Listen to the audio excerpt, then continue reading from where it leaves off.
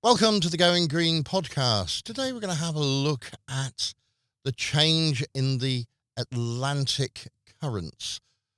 What we've been noticing over the last few years is that basically the cold sort of up the top isn't quite as cold as it used to be. Yeah, the as in the Arctic, the Arctic is basically warming up. Now, what's the consequences of the Arctic warming up? And people go, well, ice melts. And the correct answer is yes. Except it's minus 40, or was minus 40 in the Arctic, and it's rising to minus 20, right? Which, of course, is still cold, and it's still It's still ice. still forming ice, as in ice will form. So it's not sort of like this. But there's a major issue happening, and that's, as they say, is that the sea ice basically over the years it builds up. So let's say you have an ice pack that forms. The next year, when it refreezes, Get more. you get more, and so the cycle's been building and building and building. And then, of course, And Paul, it's not. well, I was going to get there, but Yeah. the problem is now that, the ice isn't getting thick. It is not forming sort of, we're talking meters worth of ice. We're talking, not that much. And it's young, and I say it's young ice. I'm not quite sure what the language is around all these bits and pieces, but it's sort of, it's only ice that's formed over the year. It's not ice formed and have over 3 years to actually hold. Or even more, yeah. Okay, so the reports come out about something happening in a sort of a large area of sort of, between Alaska, I suppose, and northern Canada. It's called the Beaufort Gaia. And this is an enormous 600-mile wide pool of swirling, cold, fresh water.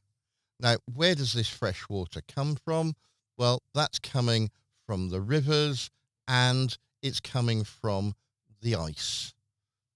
Basically, some sea ice and some river runoff. And this basically is a huge reservoir of very cold fresh water. And that gives some ideas. That's equal to at least the size of the Great Lakes in America. That's an enormous amount of water. And basically, every year, the sea ice melts and the water runs off from northern Canada and Alaska. And this is basically filled up, and then it sort of melts, and then it sort of refreezes. And now it's sort of, it's getting to a stage where it's actually stabilizing. Instead of moving from up and down, it's now stabilizing. And this has got a bad effect. Yeah, what we're more talking about is the volume of this pool of water is actually not stabilizing, as in its volume is becoming quite consistent, as in it's side of the Great Lakes, as opposed to what should happen is essentially when previously the sea ice formed. Basically, that's where the ice is drawn from. That basically all that fresh water forms the ice, and so basically, over the while period is that this pool basically changed, as in it was dynamic. So obviously, when the sea freezes, it pulled all the ice water from that to form the ice, and that's suddenly is basically what pulls water out. Now, when you pull water out of a place, right, you create a little bit of pressure, or a bit of, not pressure, but sort of a vacuum, but not really a vacuum because we're talking about water. And so that pulls lots of salt water, not seawater. I know it's seawater is salt water, but a lot of this seawater is actually fresh. Yeah. Actually fresh. And so it pulls lots of water, up into the Arctic, right? And what the major thing we're talking about in the Arctic is that the sea ice is very, well, not peculiar thing, but it's actually more like the interface between the ocean and the atmosphere, almost like a heat sink or a radiator on the car. Um, and so with this pool of cold water, you know, forming ice, it chills the air around it, and obviously that helps then basically make the Arctic cold. It's one of those odd things where is the Arctic cold without ice, and anyway, so it forms this cold, and so it draws the cold up, and then obviously in summer it lets it all go.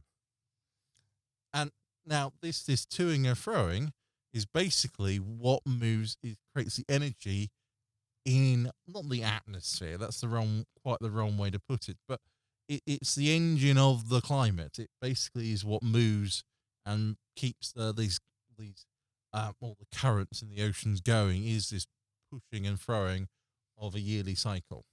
And now it appears that it's sort of gradually stabilizing. Now, we've got to understand about how some of these things work, and then we can work out what some of the consequences are of this. And some people always lead with the bad title. We're going to save that more to the end because Paul wants to practice, some sort of phrase. Anyway, we'll come on to that.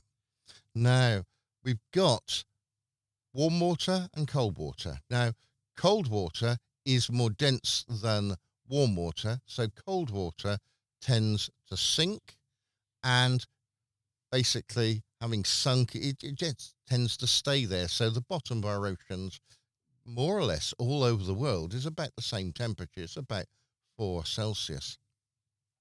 Warmer water floats on top of the cold water, and that's okay. Now, let's put into the mix fresh water.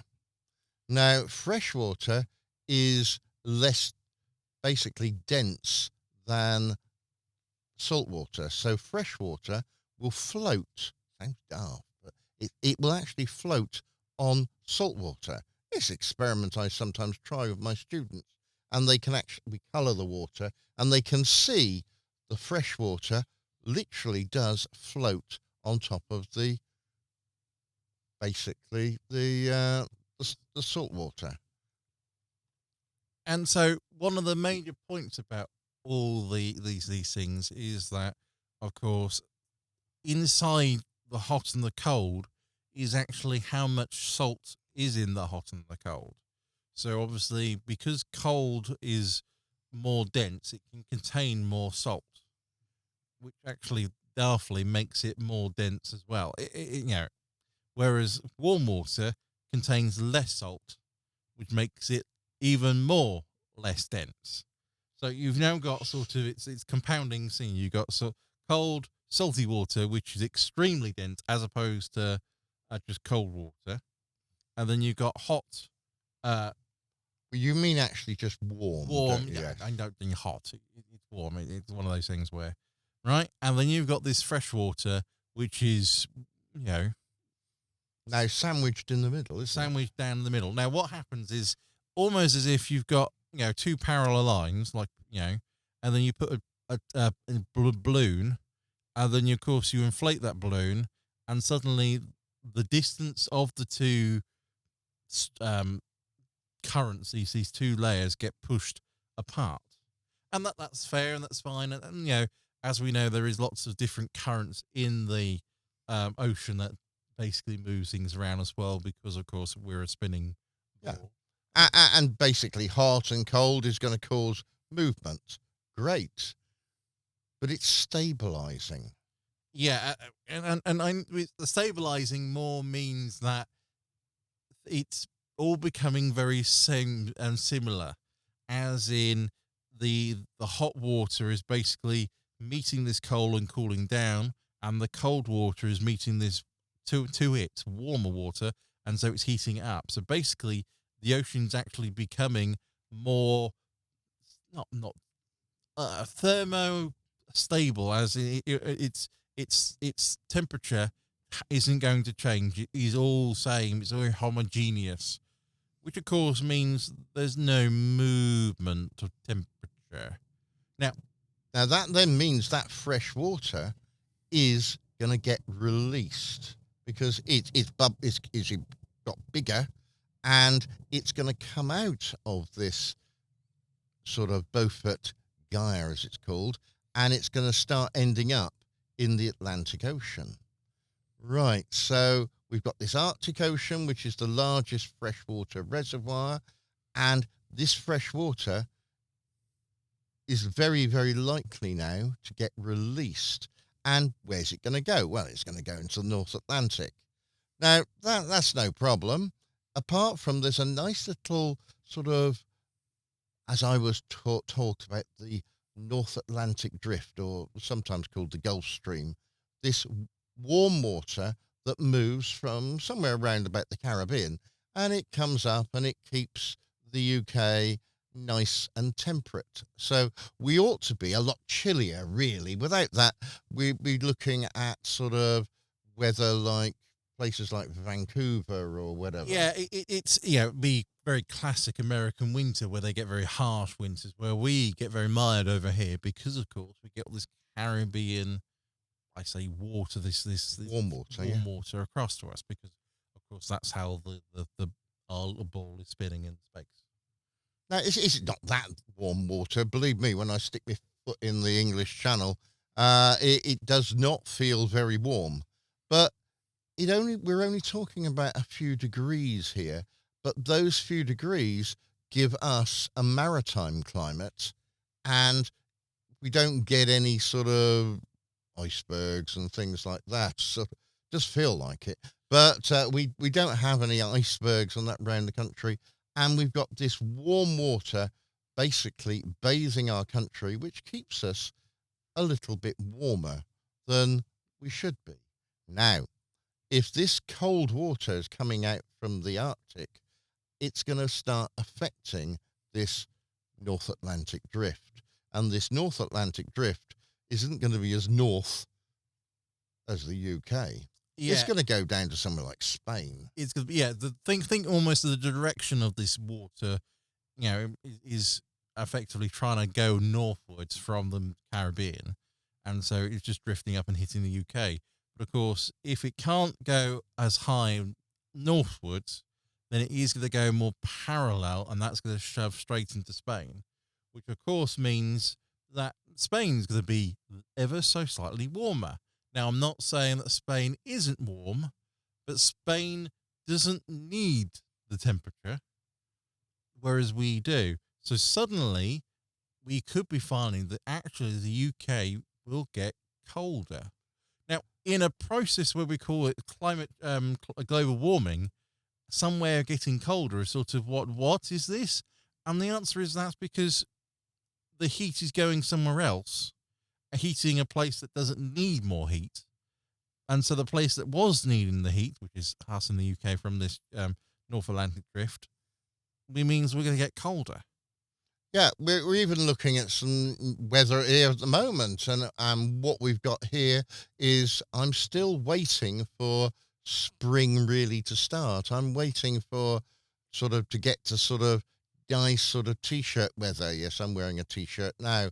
But going outside, well, I still feel really I want to put a coat on. And it's May as we're recording this. And I'd like to go out in a T-shirt and say, yes, this is great. Perhaps I could go to the beach. But no, I can't do that because it's too blooming chilly. Yet people are still talking about a heat wave. And the heat wave, of course, is down Spain way. In Spain, yes, as opposed to us. And I'm not saying he's not saying that's a problem, but of course, we are relying on that nice heat for things like our crops to grow and all those sorts of things. So you can sort of understand why these things are looking like going to be a problem.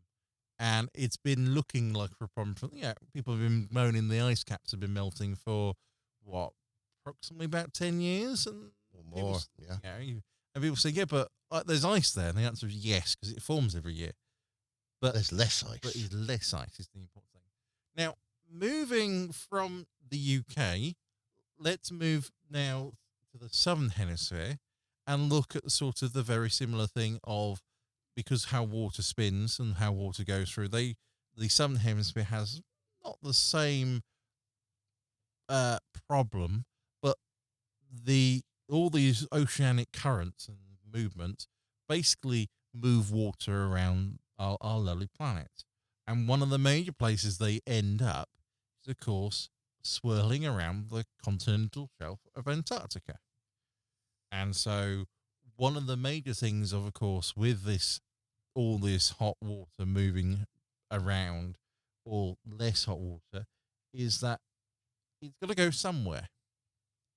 And eventually, because there's no cooling happening, because there's less ice, then the hot water is managing to get to the Antarctic before it got cold, if that makes any sense. So basically, it was warm, headed up to the Arctic, where it usually cools down before it heads south to the Antarctic.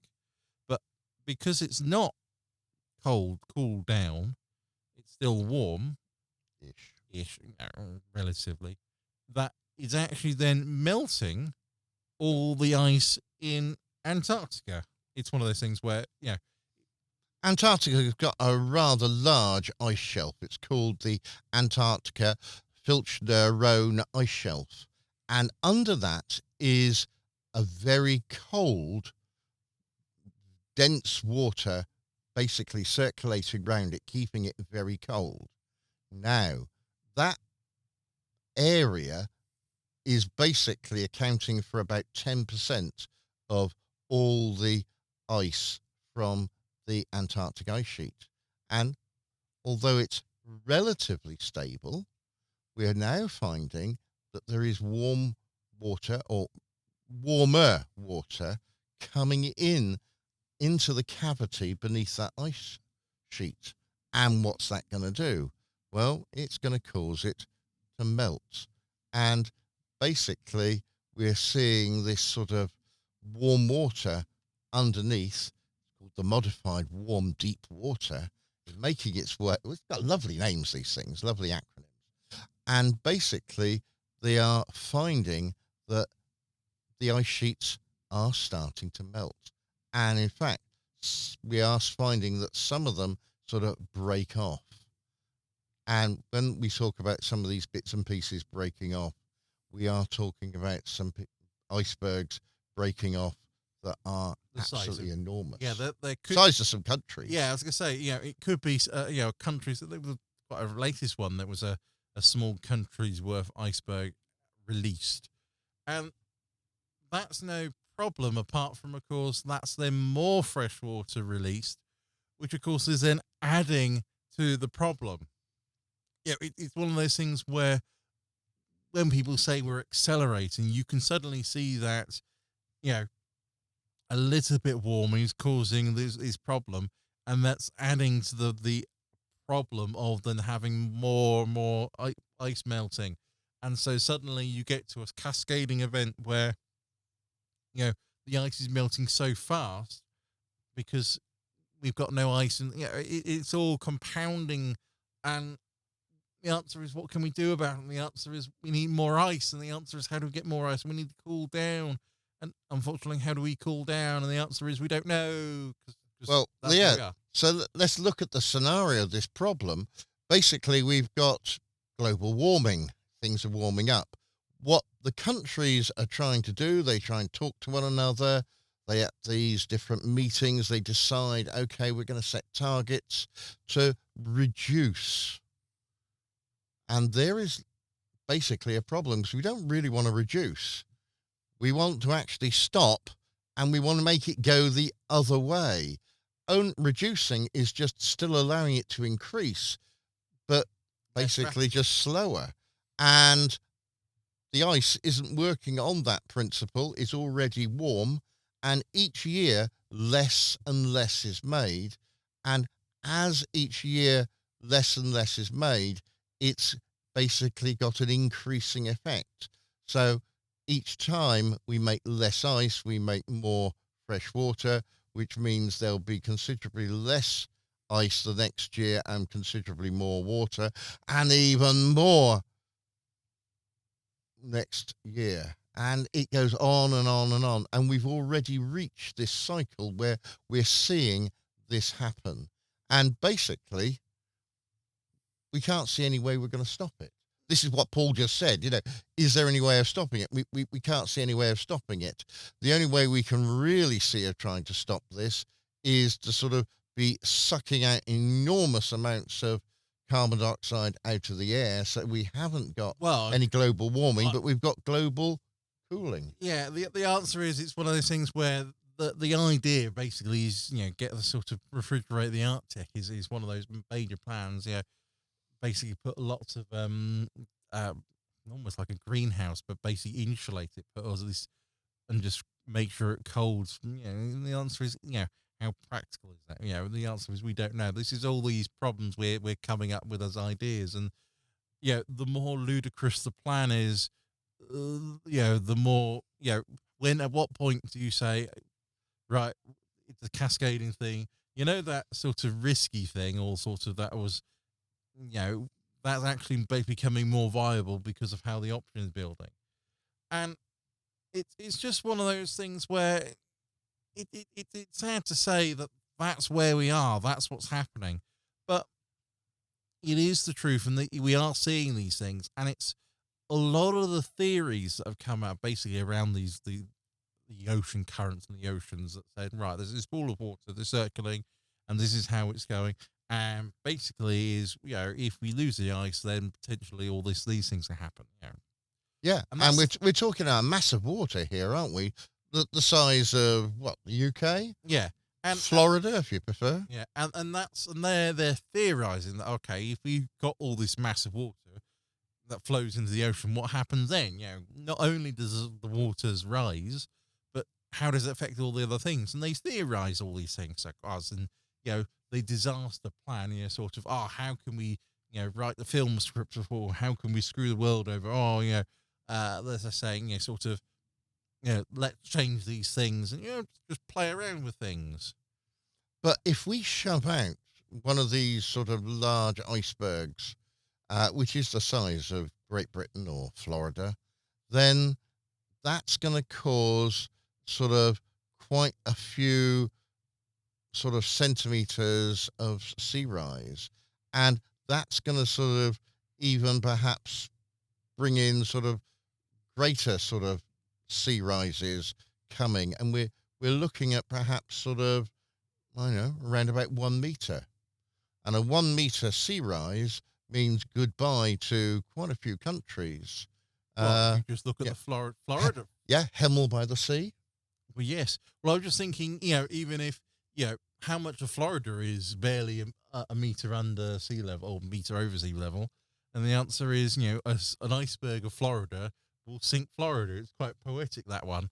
But yes, it is that sort of idea that suddenly we're going to run out of places and suddenly it's going to be a major problem. And the answer is, we haven't got any solutions. And I'm sad to say we've got no solutions, but we're reporting about this, trying to raise awareness. This is why we're doing it trying to raise our awareness so we all can say this is happening. And you can look it up. You can look all these things up. Which is what we do. We basically, each week, we have a look at all the latest research that's going on.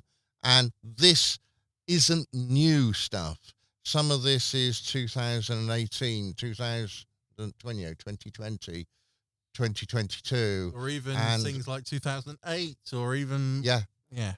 And, of course, other bits are really recent, sort of looking at what's going on. This theory about this pool of water by Beaufort Gale. Beaufort Gale? Beaufort Gaia. Gaia, sorry. I'll get it right. Of course, the sea which he's talking about, of course, is called the Beaufort Sea. That's fine. He's also the guy that created the Beaufort scale. Yes. And I don't want to tell you how many years that was. And that was when he came up with some of these theories. And now they're becoming not theories, they're becoming reality. And that's the scary thing of sort of, he predicted all these things, or he more predicted what would happen if this happened. And the answer is it's now become the document that sort of, oh look, we're at stage 3. Stage 4 and stage 5 is called doom. Yes, that's the one Paul's been practicing. Yes, we're doomed. Yes, and unfortunately, there doesn't seem any logical, easy way out. We're looking at basically this ice sheet basically controlling a lot of the water movement, and basically we're looking at some of this basically changing as each summer the ice melts away. The exposed Gaia will gather up all the sea ice and river runoff, and basically it's going to sort of get basically, well, not so much bigger because it can't. So it's then got to go somewhere. We're seeing over the last 2 decades, temperatures have risen globally. The Arctic summer ice has got smaller and smaller. We're looking at possibly soon, we're going to see sort of the whole of the Arctic basically ice free. Not necessarily ice free completely, but round the edges, it's going to get like that. We're actually seeing this Beaufort Gaia, it actually does spin, and we're finding that this current has sped up in recent years, gathering more sea ice and expanding both the volume and, of course, the depth. And basically, if global temperatures continue to climb, this mechanism, which is controlling this Gaia's spin, is going to diminish.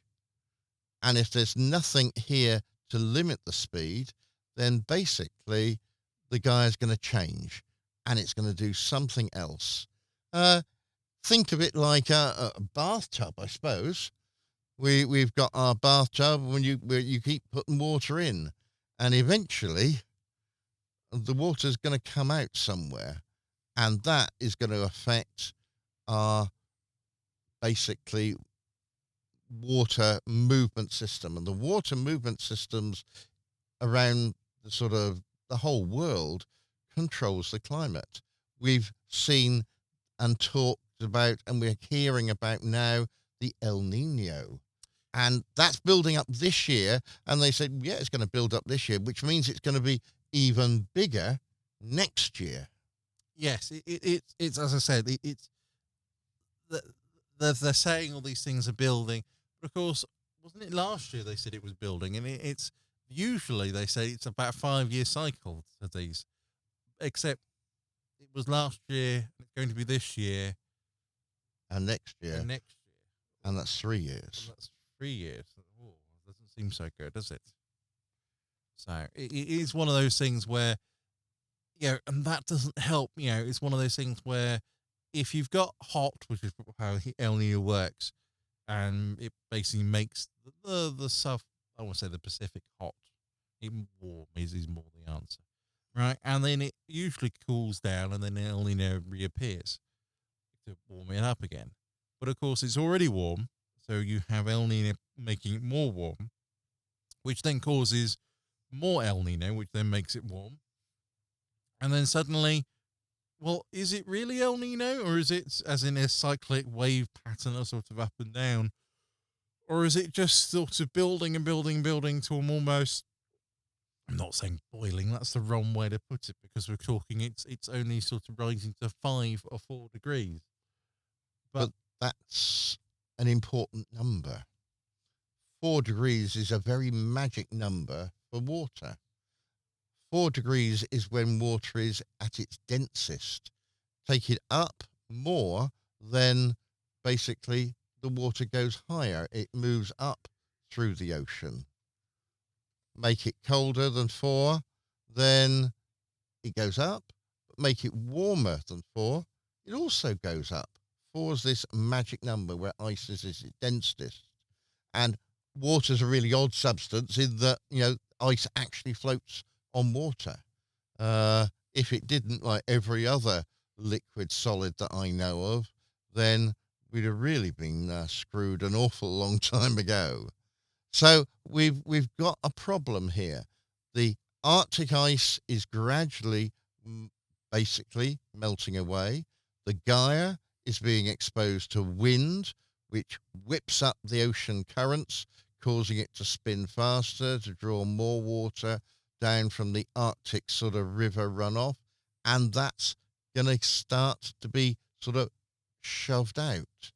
And that is going to make sure that this Gaia basically slows down and stops. That's going to stop the winds, and the water's just going to seep out, and that's going to push things like the North Atlantic drift southwards. So we're going to see rising sea levels, we're going to see colder UK, and we're going to see warmer other parts of the world. What was the word you described, Paul? Well, I'm reading all this, and the final answer was, of course, is the thermophine, which is, of course, the fancy term for the ocean currents, is in decline. And it all rhymes, and it was wonderful. So, in describing our doom, a nice little rhyme. Yes. You've been listening to the Going Green podcast, looking at some sort of bad news about sort of what's happening with the Atlantic and the Beaufort Gaia. Next week, we'll be back with another podcast on another topic on going green and our climate. Until then, it's goodbye from me. And a goodbye from me. Bye-bye. Bye.